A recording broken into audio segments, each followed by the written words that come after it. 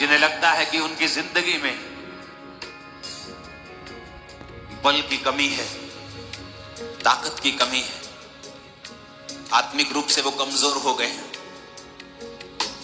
मानसिक रूप से भी कमजोर हो गए हैं, या शारीरिक रूप से कहीं प्रॉब्लम है।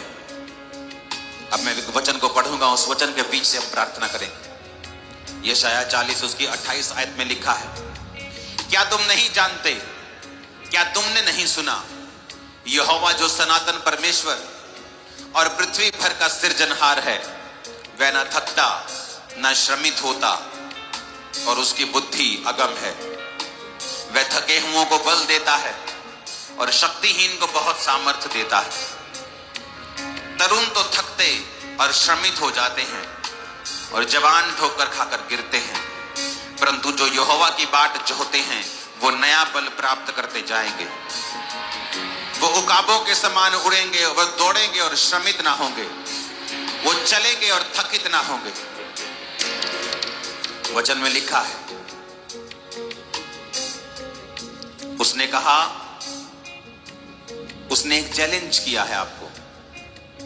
कहता क्या तू नहीं जानता, क्या तूने सुना नहीं? यहोवा जो सनातन परमेश्वर, जो शुरू से था अब भी है, जो सनातन है, वो यहोवा परमेश्वर जो पृथ्वी का सृजनहार है, वो थकता नहीं है, श्रमित नहीं होता है। जब एक मजदूर श्रम करता है, एक श्रमिक श्रम करता है तो थक जाता है शाम को, लेकिन परमेश्वर ने कहा कि वो थकता नहीं और श्रमित भी नहीं होता, और कहता मैं थके हुओं को बल देता हूं। और जिनके पास शक्ति नहीं है, शक्तिहीन हो गए हैं, कुछ लोग बीमारी की वजह से शक्तिहीन हो जाते हैं, कहते कमजोरी हो गई है। कुछ लोग मानसिक रूप से शक्तिहीन हो जाते हैं, कुछ नहीं कर सकते। कुछ लोग स्पिरिचुअली, कुछ लोग फाइनेंशियली शक्तिहीन हो जाते हैं।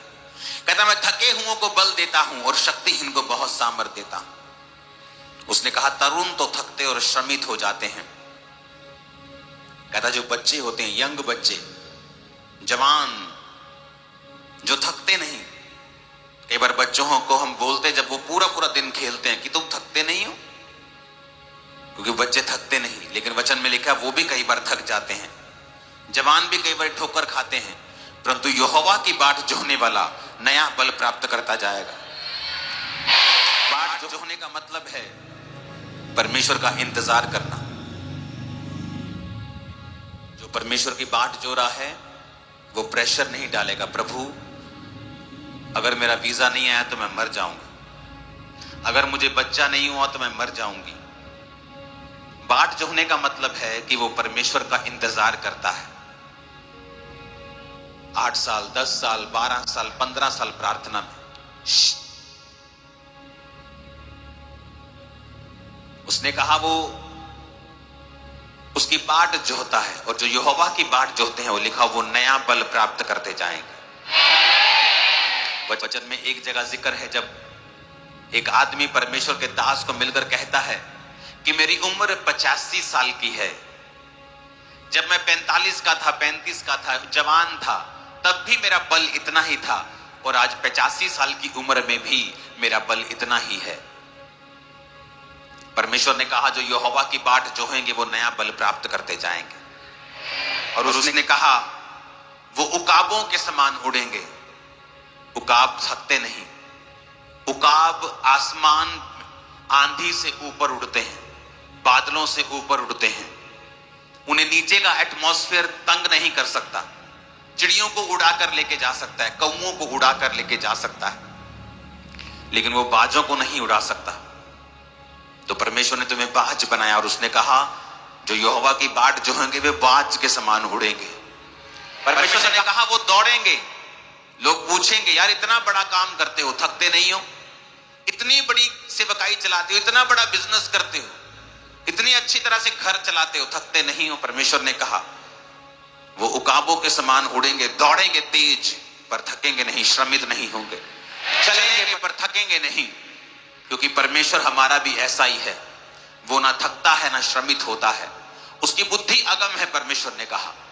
आज हम प्रार्थना करेंगे। जब हम ये प्रार्थना शुरू करेंगे, स्क्रीन के ऊपर आपके वचन चलेगा और आप प्रभु से मांगेंगे।